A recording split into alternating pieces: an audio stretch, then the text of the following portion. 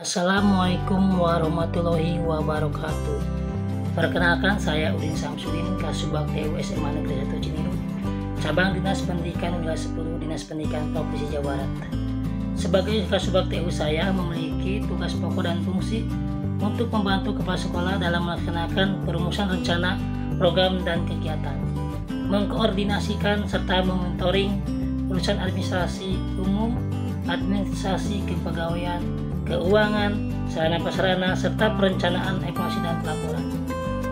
Beberapa targetan yang hendak saya capai sebagai Kasubag TU yaitu meningkatkan kinerja kepegawaian, baik dalam administrasi maupun pelayanan, serta membangun dan menyediakan sarana prasarana yang representatif sebagai fasilitas pendidikan di sekolah demi terwujudnya warga sekolah yang berpengetahuan dan kepribadian, serta jabar juara lahir batin dengan inovasi dan kolaborasi.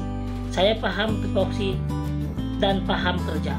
Jabar kahiji juara lahir batin. Wassalamualaikum warahmatullahi wabarakatuh.